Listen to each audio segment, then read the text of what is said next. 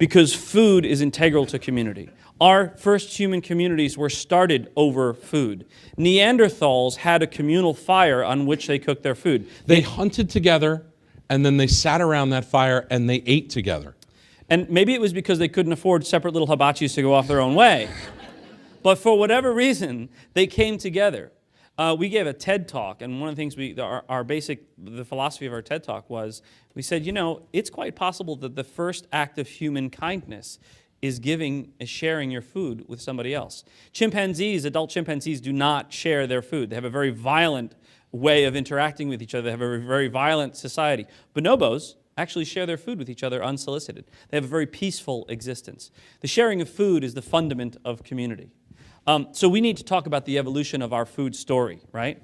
And it's not just inherited. We have a food story that defines our food culture and how we share food. I'm going to do this in 3 parts.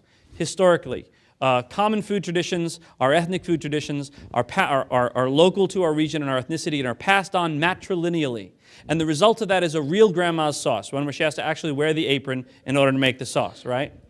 Well, that historical paradigm started to break down in the 1970s because we had 2-income families, women enter the workforce, we need 2 incomes to support our families, people move out of Bensonhurst and go to Nutley, and that original structure of food culture begins to break apart. And when that happens, you have marketing and food companies going through great consolidation and marketing nationally, and they step in and they tell the food story. And they tell that story with one-way marketing. In an era of one-way marketing, it was very easy for them to walk in and say, that's Italian, right? Whether it was or it wasn't. And what you get is you get ragu, the branded ragu, grandma's sauce, and TV dinners, and all sorts of stuff like that. Remember getting to sit in front of the TV with I thought that was so cool. That little Salisbury metal tray. steak, man. This tastes like crap, but I'm getting to eat it while I watch TV. See, he was Italian, and he knew it tasted like crap. I was Irish. I didn't know any better. I was like, it is just like Mom's. Anyway, but today among foodies, consumers are taking control of the message again. We can talk to each other now, and we can take from each other's traditions. And our BS meters are really good. And among this group of foodies, we get to decide what our food story is. And we want to decide. And if consumers are going to decide about one thing and take a stand on one thing, it's going to be food, what they put into their bodies. The communication is multifaceted, organic, user to user, consumer to consumer. And you know what? It's not only driven by profit. People get on Yelp and Chowhound and eGullet and talk to each other and waste time. They're not making any money from that time. And one other thing that happens, it happens very quickly. And the food that we're getting is Mario Batali's ragu or your own. And you know what? There's still a place for jarred spaghetti sauce. But we're going to know the story of what comes from where, and we want to be able to choose. Don't sell us shoe leather and tell us it's steak. So here we've identified this group of foodies. Here we've identified what they care about and why should we care about them. And here are the reasons we should care about them. Number one, they have money. Okay, let's be perfectly honest. They have money. They control market share. Okay, and they move. These are the people who created the organic milk category and took it to where demand outstripped supply. These are the people that took organic agriculture and took it from a marginal group of hippies wearing patchouli in dirty clothes and eating beige food as the image of it to 2% of American agriculture and growing, the fastest growing segment of American agriculture. Hey, listen, in the 70s, my father had a farm in upstate New York that he tended on a part-time basis, and he subscribed to Mother Earth News, and he was viewed as the crazy guy, and he was marginalized during that time period. He was pushed over to the side, and nobody paid any attention to him. Not anymore. Even me. Not anymore. These people are passionate. They are evangelical. They are growing in number, and they have the means to grow, and they're becoming more and more mainstream. And here's a really esoteric little reason, and something that means a lot to me and Mark. They're quite possibly right. This community overall is not motivated by profit. The communication is not driven by any one company who's trying to convince you to do something. The communication is, what's the best food? What's the best way to get it? How does food fit into our families, in our societies, and our bodies? And there are businesses in that conversation making money. We have 2 of them, 3 of them if you count the radio show. But I thought you said making money. Making some money. We're making some money. But the conversation is not dictated by us.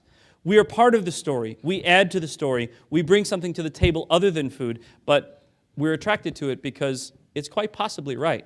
We're crowdsourcing the answer for how to eat and how to come up with a food tradition. And what I touched on before, food is central to who they are. And if you watch people's attitudes about food, you will see that extrapolated to the companies they want to deal with as far as other things they buy and consume, where they want to live, how they want to live their lives. Very few people are avid frequenters of the green market and drive there in their Hummer. Okay, you don't see a lot of Hummers in the green market parking lot because people get it about food, and then they start to think, well, wait a second, maybe I can live with a little less of a carbon footprint. Maybe the sustainability thing, maybe I'll turn off the lights. I don't know, but what I'm saying is these lessons start with food. It's the incubator. And then they go on from there. They don't stay. I thought it was because the other people at the green market would make fun of it. You can fit a lot of organic vegetables in the back of a Hummer. We come back again to the Batali Bastianich brand. Quality, sustainability, affordability, and responsibility. These are the cornerstones of the foodie movement. So how do businesses deal with foodies? And there are basically 4 ways, and this is really our final point. There are 4 ways that businesses can deal with foodies. One is you can ignore them. And lots of companies are still successfully ignoring them. They are still a small enough percentage of the population that there are companies out there still successfully ignoring them. And I'm not sure that's going to work forever, but it's certainly one way of handling this for now. Because there's a huge segment of the population that doesn't give a damn about these issues. They don't care. But these foodies are super influential. And the foodies are harder to deal with because it's harder to deal with smart people who want to make you conform your actual business, not just your story, to fit into their lives. Okay, so you can ignore them. You can change or co-opt them. A great thing that's been happening as organic food, as I mentioned, went from nothing to 2% of the food market, of the agriculture market in the United States, is some large companies have gotten on board and started producing organic food. That's a very positive thing. Some large companies, when they've gotten on board, have said, and you know what? Maybe organic doesn't need to have these super high. Maybe you can have a couple of synthetics in here, or maybe you can let us just change the definition of organic just a little bit. And that's co-opting the organic movement. And you know what? I think it's profitable for those companies. I don't think it falls in the right category, but it's cashing out. It's taking the term and taking the cash out of it. It's a raid on the term. But what's happening is now organic has become devalued by a lot of these people. It's not as important a word as it once was, and you're seeing words like sustainable and local becoming more important than organic on a label. So that's co-opting. And the last 2 options are the most interesting. We can fight them, or we can embrace them on fair terms. Those are our choices as business. If you want to engage the food community, you can engage them by fighting them or embracing them on fair terms. And those are the 2 extremes, and it's pretty interesting. I want to take a quick look at the fight them option. And since Mark's the bigger guy, he's going to talk about fighting them.